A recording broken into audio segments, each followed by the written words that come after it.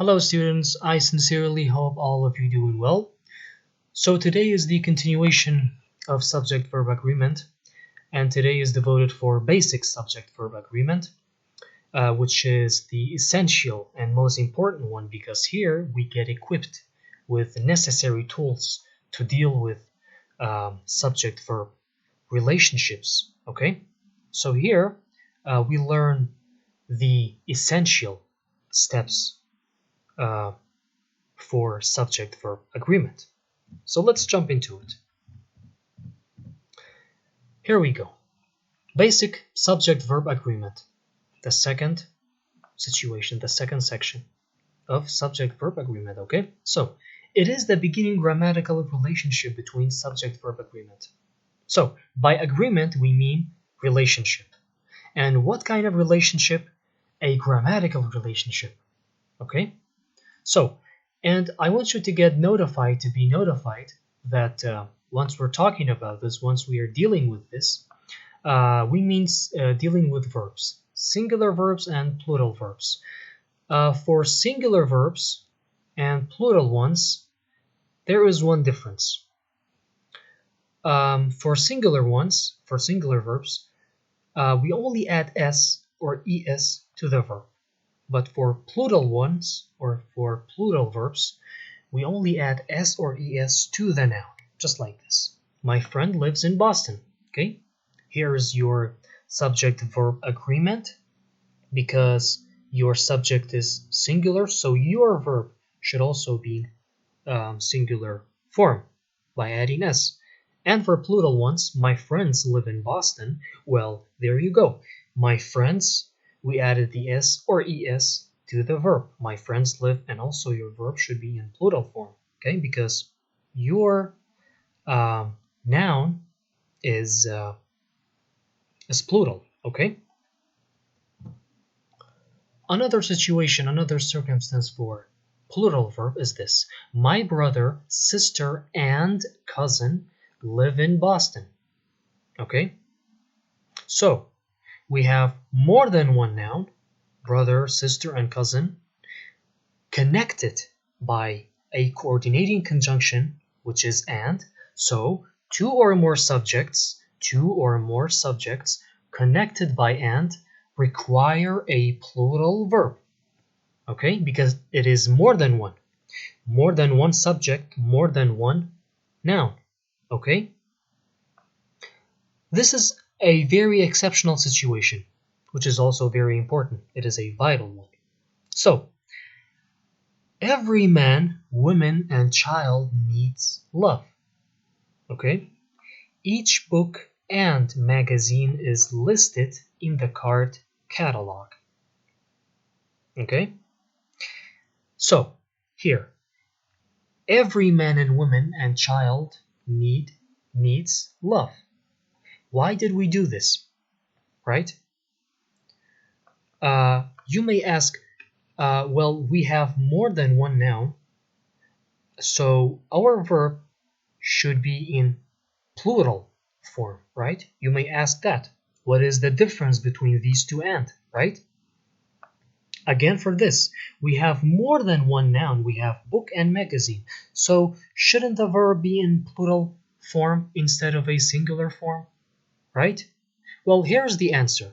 Every and each, these are exceptional words. You have to know them. You have to get to know them pretty well, okay? So, every and each, these two words, are always followed immediately by singular nouns, okay?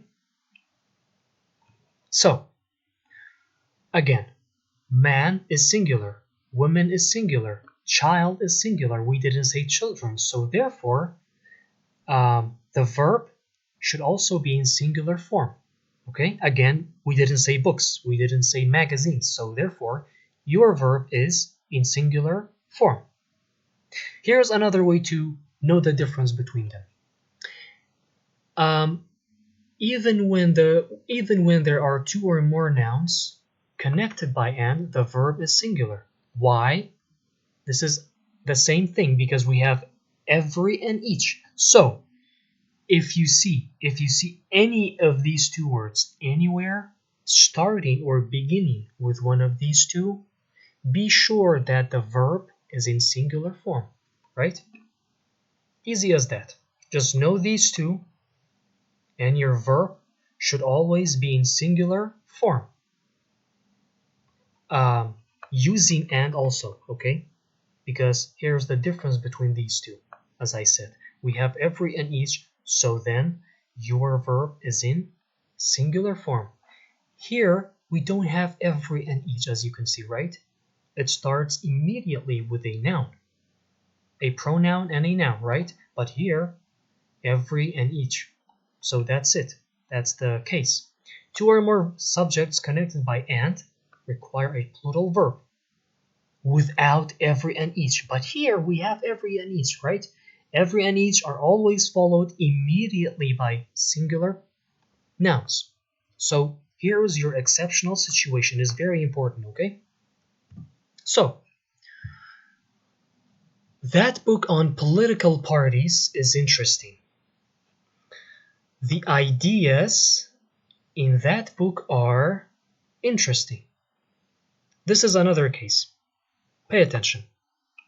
Sometimes a phrase or a clause, so by now you know what is a clause. We discussed clause, okay?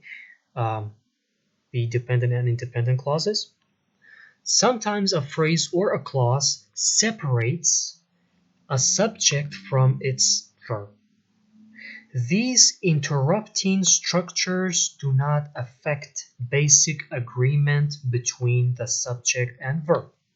What does this mean? That book on political parties is interesting, okay? So, your noun is singular, right? And where is your verb? Where is your verb? Because we're talking about subject-verb agreement, right? Here is your verb. So, what this means is this. We have cases just like these sentences in which your verb is separated from your noun, from your subject, okay? But it still is whether singular or plural depending on the noun or your subject, okay? So separates a subject from its verb just like this. So this is a clause. This is a phrase. It's a prepositional phrase. This prepositional phrase separated your subject from your verb, but it is still a basic agreement between both of them, okay? Because this is singular and also this should be singular too, okay? The same with this. The ideas in that book are interesting, okay? So again, here is another separation. This is a separation between your subject and your verb. Plural, again plural. The tenses in present, also your verb is in present. Okay, so that don't get confused by these. If you see such instances or examples like this, just first look at your subject or noun and see if they are plural or singular, and also look at these two words, or look for these two words at the beginning of your sentence, okay? Which is very important. So, we're finished for today. Please do make sure you watch the video, because these topics, we have to finish all of the 4 parts, and they are pretty important. So, please watch the video, and hopefully I will post your homework by tonight. Take care and be safe.